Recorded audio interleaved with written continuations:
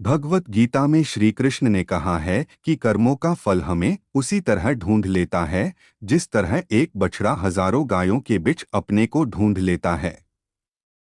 कर्म फल इंसान को भोगना ही पड़ता है। हमारे किए गए कर्म हमें ढूंढ ही लेते हैं, फिर चाहे वो कर्म अच्छे हो या बुरे हो। लेकिन हम लोग इस बात को ज्यादा गंभीरता से नहीं लेते और हमें लगता है कि कर्म फल जैसा कुछ नहीं होता। हम अक्सर उन लोगों के बारे में बात करते हैं जो दूसरों के साथ बुरा करते हैं, लेकिन फिर भी कोई उनका कुछ नहीं कर पाता। यही सोचकर हमसे ज्यादातर लोग बुरे काम करने लग जाते हैं। हम सब यह भूल जाते हैं कि कर्मों का हिसाब कभी भी तुरंत नहीं होता।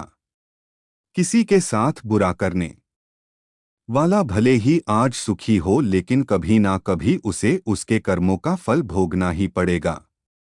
बहुत समय पहले की बात है। शहर से दूर गांव में एक दुकानदार था जो अपने ही गांव से एक व्यक्ति से रोजाना 1 किलोग्राम मक्खन खरीदा करता था। वह दुकानदार कई सालों से उस व्यक्ति से मक्खन की खरीदारी कर रहा था। एक दिन उस दुकानदार ने सोचा कि मैं रोज इस व्यक्ति से मक्खन खरीदता हूं, लेकिन बहुत समय से मैंने इसके मक्खन का वजन तौलकर नहीं देखा। कल तौलकर देखूंगा कि ये मक्खन 1 किलोग्राम से कम तो नहीं देता।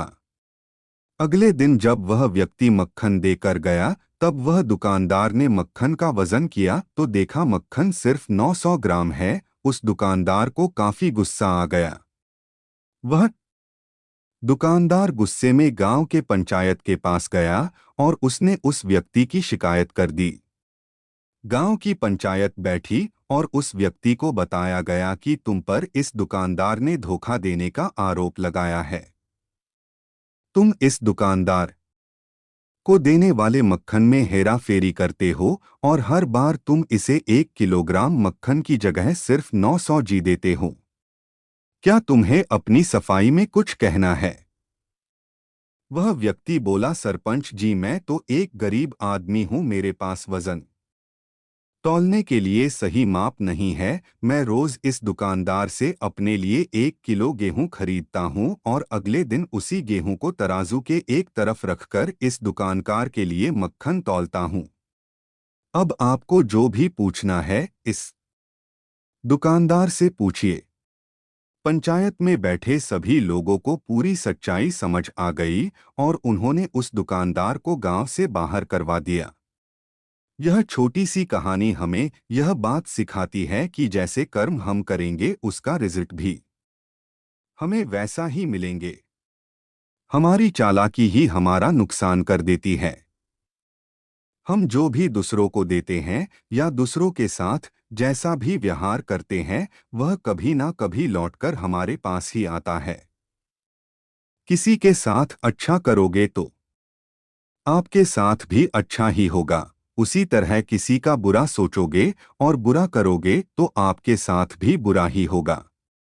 जिसे दुकानदार को अपने ही चालाकी से नुकसान झेलना पड़ा, उसी तरह हमें भी अपने कर्मों की वजह से कभी ना कभी नुकसान झेलना ही पड़ता है। दूसरों के साथ हमें बुरा करके हमें 1, 2 या 10 बार बच सकते हैं, लेकिन एक ना एक दिन उसका परिणाम हमें भुगतना ही पड़ता है। हम अपने कर्मों के फल से नहीं भाग सकते हैं। बुरे करने वाले के साथ बुरा ही होता है, फिर चाहे वह आज हो या आने वाले 1 साल बाद हो। उसी तरह अच्छा करने वालों के साथ अच्छा ही होता है।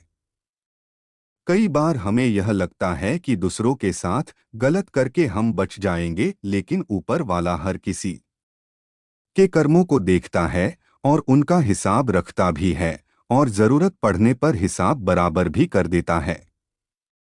इसीलिए कभी भी गलत ना करो और ना ही कब यह सोचो कि उल्टे सीधे काम करके हम बच जाएंगे। जिंदगी को बेहतर तरीके से जियो, ईमानदार बनो। ज्यादा कमाने या फिर सिर्फ अपना ही फायदा देखने के चक्कर में किसी के साथ गलत कभी ना करो। हमेशा याद रखो, जो जैसा करेगा वह वैसे भरेगा।